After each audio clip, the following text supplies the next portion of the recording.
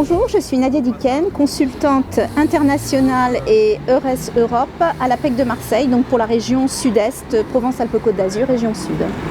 Bonjour, je suis Jean-Yves Matz, consultant relations entreprises Île-de-France et Europe et internationale, et je suis basé en Île-de-France à l'APEC Paris-Ballard. Nous sommes tous les deux membres de EURES, du réseau des consultants d'EURES, qui est le réseau de la mobilité professionnelle européenne, créé déjà en 1994.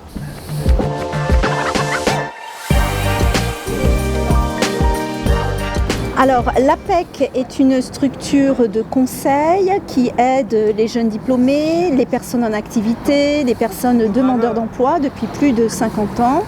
Et sur l'international, nous sommes une vingtaine en France, et notamment 4 spécialistes de l'Europe, pour accompagner les personnes qui souhaitent partir, mais également celles qui reviennent. Ainsi que les entreprises qui souhaitent recruter à l'international, se développer pour recruter pour se développer à l'international.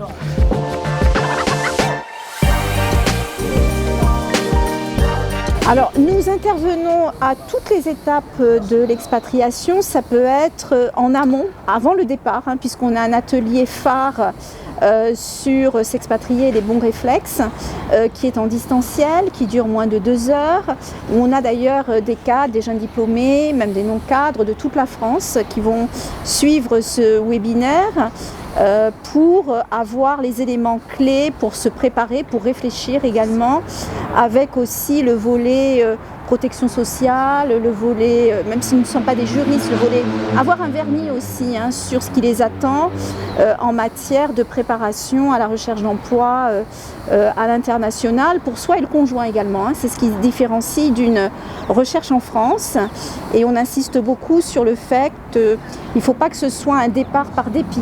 C'est pas parce qu'on a du mal à trouver sur une fonction en France qu'il faut penser international. Donc voilà, on les aide à réfléchir, à bien réfléchir en amont, et puis après on les aide au niveau de toutes les étapes, y compris le retour. Voilà, l'objectif c'est de bien valider son projet de départ à l'étranger, et du côté des entreprises aussi, on les invite à assurer la protection sociale au maximum, à savoir cotiser par exemple à l'APEC lors de leur projet d'expatriation.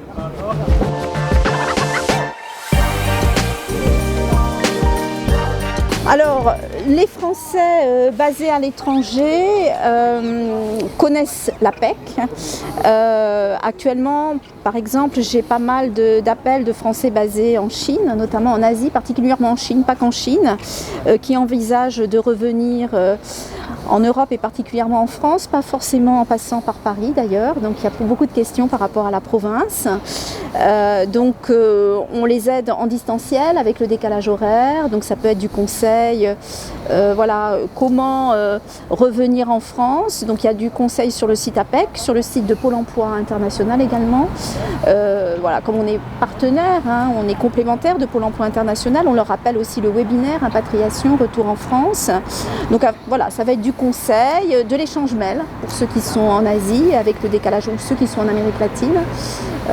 C'est la forte demande actuellement. Et puis la totalité de notre offre de services digitalisée permet bien sûr à tous les cadres qui s'inscrivent chez nous de rester en contact avec l'ensemble des services APEC.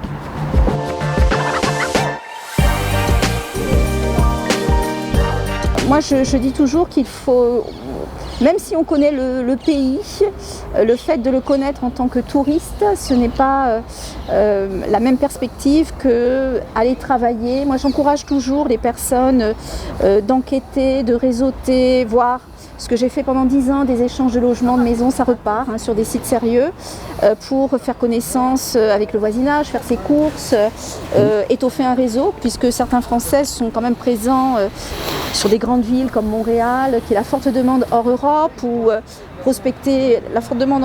Moi, de ce que je vois depuis Marseille, la forte demande en Europe, c'est quand même la Suisse. Donc c'est envisager le pays d'une façon différente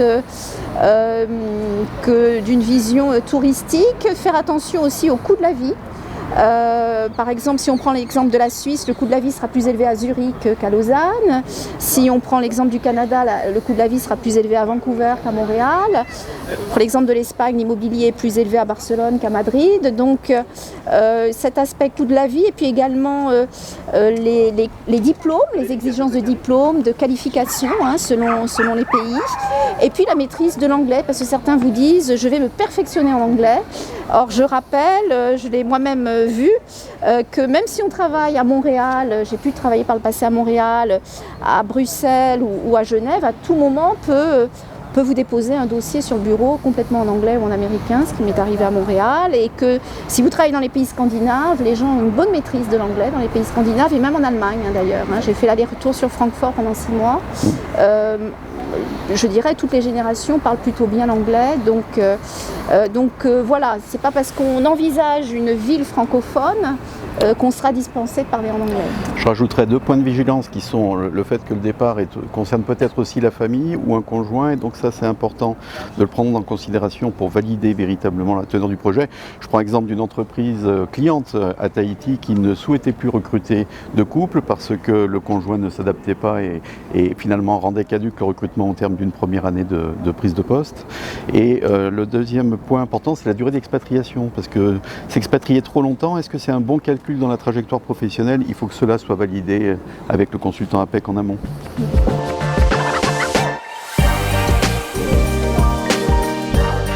Alors là, les expatriés, quand ils sont de retour en France, il y a un petit souci parfois si l'expatriation a duré trop longtemps. On a l'impression de revenir en France et de retrouver les choses là où on les a laissées en partant, y compris les relations. Et on s'aperçoit que tout a changé, les relations et la société aussi. Donc c'est pour ça que ce point de vigilance est important. Donc tous nos ateliers permettent au retour d'expatriés de se réapproprier la culture et de réactualiser la représentation et la perception du pays qu'ils ont quitté. C'est un premier point. Oui, alors ça va être après la Russie, où il y avait quand même énormément d'expatriés français à Moscou, à Saint-Pétersbourg. Actuellement, il y a beaucoup de demandes de retour d'Asie, notamment de Chine. Donc les personnes, en effet, ont pu être un peu déshabituées de la France quelque part. Donc c'est une difficulté qu'il faut appréhender. Puis aussi pour ceux qui auraient travaillé dans des pays où les rémunérations étaient plus élevées qu'ici. Je pense notamment actuellement, il y a des demandes depuis le Royaume-Uni où le coût de la vie explose, l'inflation est très élevée, notamment la facture énergétique pour se chauffer à Londres, Édimbourg. Donc vous avez des personnes qui se renseignent depuis Londres, j'ai même eu trader. Et ces personnes n'ont pas forcément envie de repasser par la case de Paris. Donc il faut leur expliquer que ça ne va pas être, si c'est Marseille, Aix ou même Toulouse ou Bordeaux, ça sera loin d'être une rémunération que la personne a pu connaître à Londres. Donc il faut essayer de faire prendre conscience, et puis que le tissu économique, d'une grande capitale financière comme Londres, on ne va pas retrouver l'équivalent. Donc c'est toujours assez délicat. Il y a l'aspect se réhabituer au pays, il y a l'aspect salaire qui n'est pas négligeable pour les Français et les Françaises aujourd'hui. Et protection sociale. Protection sociale.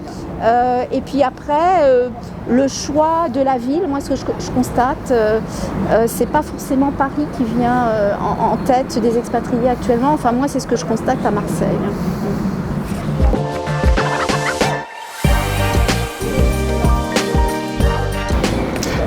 Très clairement, l'expatriation est un mot qu'on utilise de moins en moins à ce sujet, puisque le contrat local est devenu quasiment une généralité dans 80%, si ce n'est 90% des cas.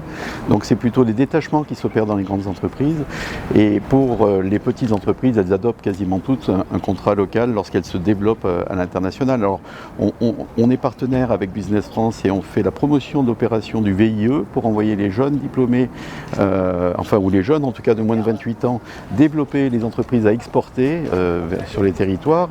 Et peut-être un autre point important, c'est que l'expatriation vers l'Europe est peut-être de plus en plus promue, d'ailleurs à l'image de l'engagement de l'APEC aujourd'hui dans le dispositif EURES de la mobilité européenne.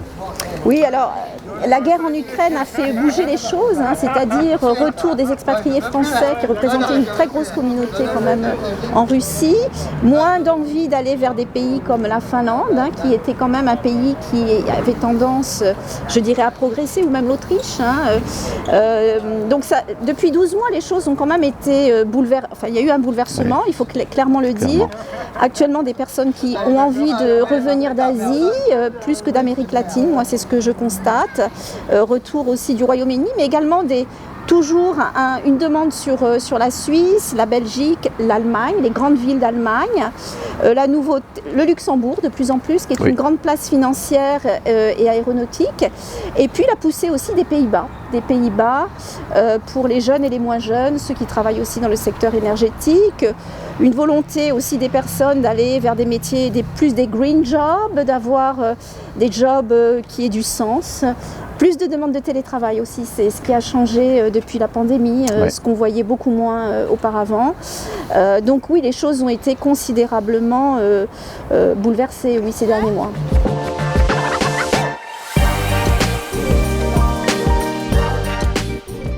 Alors, le site apec.fr est ouvert 7 jours sur 7, 24 heures sur 24. Avec un nouveau look aujourd'hui même. Tout à fait. En ce 27 mars 2023, 29 mars 2023. Donc un site sur lequel il faut s'inscrire avant de partir pour, vous avez bien compris, valider votre projet de départ avec un de nos consultants dédiés, très clairement. L'autre point important, peut-être, on peut dire que ce salon d'aujourd'hui est un salon annuel à ne pas manquer, et on les félicite de cette organisation, puisque tous les acteurs de la protection sociale sont présents, et cela est vraiment d'importance, et ça permet de mûrir vraiment son départ à l'international, avec un focus sur l'Europe que nous avons été ravis d'animer en conférence avec Pôle emploi international.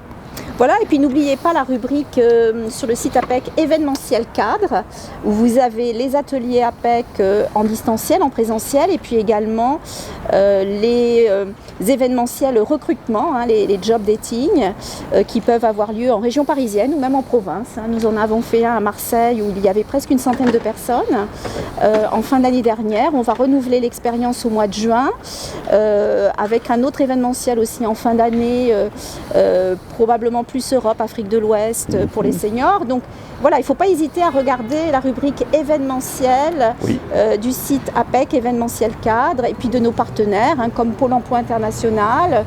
Moi sur Marseille, la Cité des métiers de Marseille, hein, qui fait également des événementiels régulièrement sur le portage salarial international.